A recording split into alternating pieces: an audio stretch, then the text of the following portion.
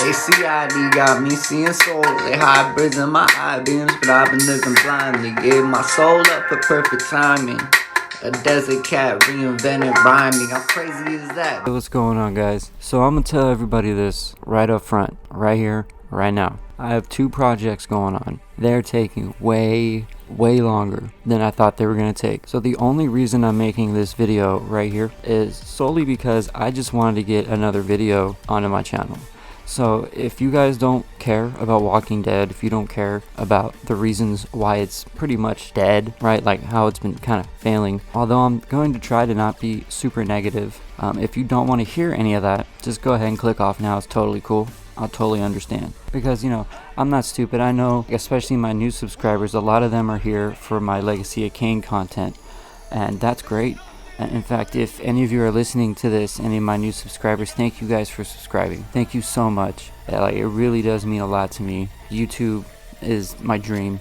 I want to do this, and I want to get better, and I feel like I'm getting better little by little, but none of that would matter if nobody was watching my videos. So thank you guys for your help. So with that being said, I'm gonna get started on the topic. So what I'm going to be talking about today is, I feel The Walking Dead is dead. Now, right before we go into this, I want everybody to know something. I'm a comic book fan. I'm a Walking Dead comic fan. So a lot of my opinions on the TV show are solely based on the fact that I was such a big Walking Dead comic book fan before I ever saw the show. And now recent developments in the show have just basically taken a dump all over the comics, all over the original content, all over Kirkman's, story. And people say, oh, well, Kirkman, right, like he is one of the writers, blah blah blah. Not really. No, he's more of a consultant. And he doesn't even have final say on what happens on the show. AMC does, which is why they're making so many spin-offs. And I'm sure he wants to make money too, so I'm sure he's cool with the spin-offs. And I'm happy Daryl's still alive. Kirkman isn't the be-all when it comes to the TV show. The last season with the Whispers, it was okay. It was better than the season before that, but I feel like the season, it was just missing something. Ever since Rick left, it just has not been the same, right? It's just weird. And unfortunately, it's just not as good as it used to be. And it actually pissed off a lot of us. It pissed off a lot of the comic book fans when that happened. But more importantly, it pissed us off when they killed Carl. Like, that was a giant slap to the face of not only Chandler Riggs, but to everybody who was a fan of the comic. And now, to get you guys to understand what I'm talking about, we need to go back into the past a few years. So, when it comes to the comic fan community, we have always assumed that Carl would end up becoming the main character of the show. Or the comic, I should say. Well, the show too. And in the comic, he pretty much does end up becoming the main character. Spoilers, by the way, guys, before we go any further. Alright, yeah, I know not a lot of people are reading the Walking Dead comic, but spoilers. Man, Carl in the comic book was a badass. He was like a 9-year-old kid when he jumped into the back of that truck and went to go try to kill Negan, to the point that when he pulls out an AK-47, he starts shooting it at Negan's men, and it's like literally knocking him on his ass, and he's still getting up fighting and killing people. And in the show, he was more like 16, but in the comic, he was like 9. And I'm not going to sit here and bitch and be like, oh, why wasn't he 9?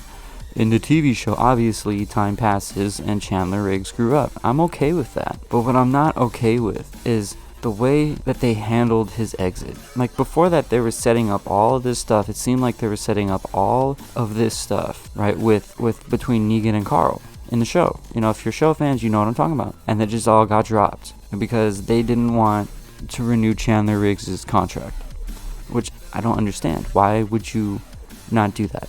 I don't know. I'm not a director, but that really irritated a lot of us. And also, when it comes to Chandler Riggs, although I think he's a great guy, one of the other things that we did not like about him was the simple fact that he just wasn't able to portray the character of Carl as well as we had hoped. But that's okay, because he's a young actor. And obviously he was going to get better with time. And we were still stoked. We were still excited to see where Carl ended up going, right? We wanted to see him become that badass. We wanted to see him, take over the leadership role eventually. We wanted to see those things. And once Rick left, like a season later, if Carl was still alive, at least we'd still have one of the main Grimes around. But instead, they just got rid of him. They just got rid of him. And it changes everything.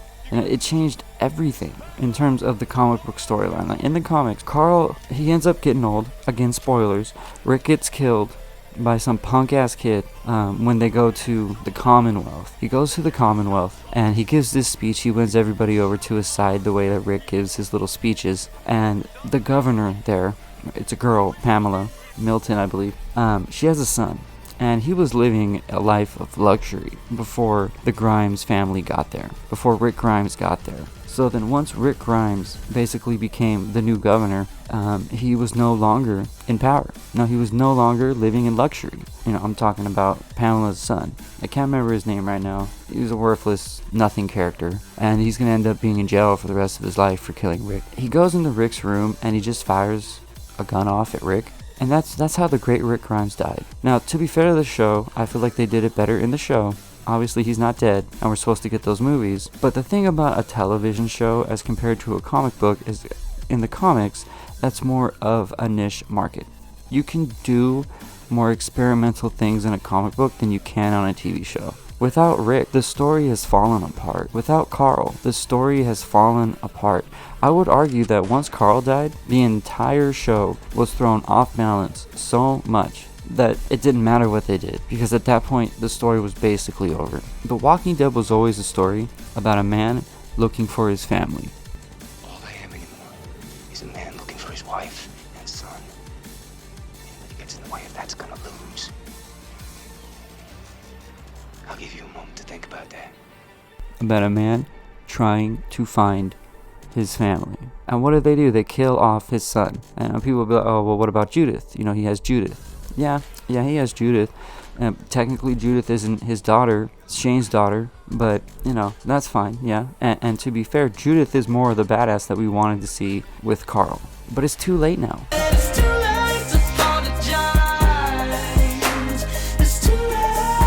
Like, what are we going to do? We're going to have another time skip and go, 25 years in the future on the show? I doubt it. They did that in the comics. That's how the series ended up ending in the comics. Eventually, someone made a statue of Rick Grimes because he brought, peace to the world, over in the Commonwealth. And you see Carl, and basically, it's just about him living his life. There's almost no walkers anymore. They hardly ever see a walker. They're pretty much all dead because it's so far in the future. And Herschel, of all people, Maggie's son, he decides to become like a carny, and he finds walkers, and he starts putting them into this weird carnival show. But anyways, that's beside the point. That's how the comic book ends. But when it comes to the show, it's just so disappointing. And Negan, right? I actually like Negan in the show.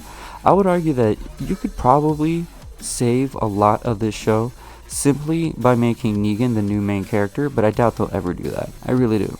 I really doubt they'll ever do that.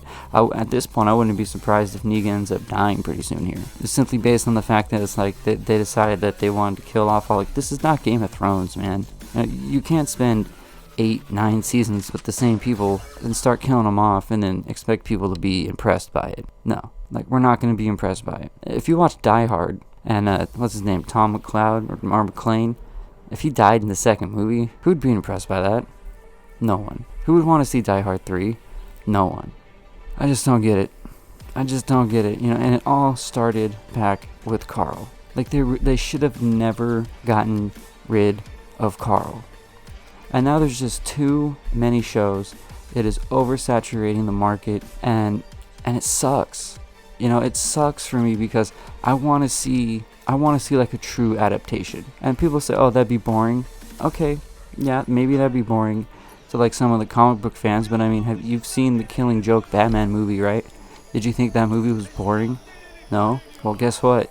A lot of people read that comic before it was ever a movie, and they changed hardly any of it. It was pretty much all the same. And it was still a good movie. It was still a good movie because it was based on good content. And that's what I'm trying to get across here, is the comic book is awesome content. The Walking Dead comic book is great content. They had an easy roadmap to success. And then they just start screwing stuff up. And you know, let's go even further into the past. They kill off Andrea. Andrea ends up becoming like this main character in the comic book series. And, like, she is very important. You guys remember Sasha and how good she was with her gun? Yeah, that was Andrea in the comics. Andrea in the comics was really good with the sniper rifle. She never slept with the governor. You know, she actually got shot in the face and ended up having like this wicked badass scar, like crossing her entire face, right? I mean, it was badass. And you know what ended up happening to her? You know how she died? She got bit in the Whisperer War. So during the Whisperer War, she got bit by a random walker. Yeah, but you know what? It was fine because at least it made sense. You know, she was fighting off how many zombies? Eventually, at some point, your luck was going to run out and someone was going to die like that again. That's just how things go in a zombie apocalypse. So at least that death made sense. But this whole stuff with Carl and the way that he died, it's like they had a plan for him, and then they decided, nah, fuck our plan. And then if all that wasn't bad enough, they actually go and get rid of Michonne too. Now, I know she wanted to go and do movies, but I just can't help but feel like if I'm the guy who's in charge of The Walking Dead, I'm gonna throw as much money as I have to at the actress that plays Michonne. I don't remember her name right now. Denai Guerrero. I remember right now. It's Denai Guerrero. And at Rick Grimes. Right. I would throw as much money as humanly possible at those guys just to keep them, because the story is just falling apart. It's just crumbling. And we never ever should have lost Carl. And the reason I keep saying over and over again that this is when The Walking Dead died is because a lot of the people who watch The Walking Dead were like these hardcore loyal fans like me, right? I was a hardcore loyal fan. And then what did they do, right? They kill off the one character that was, in our mind, symbolized the future of the show. So of course we're not going to be interested. I stopped watching after that. I mean, like, I really did. And I was a huge fan of The Walking Dead. Like, everyone that knows me in my personal life, they'd probably even be surprised to hear this, because I was such a big fan. No, really, I mean, like, I've been collecting The Walking Dead comics for years. I have almost every single issue, including the variant covers.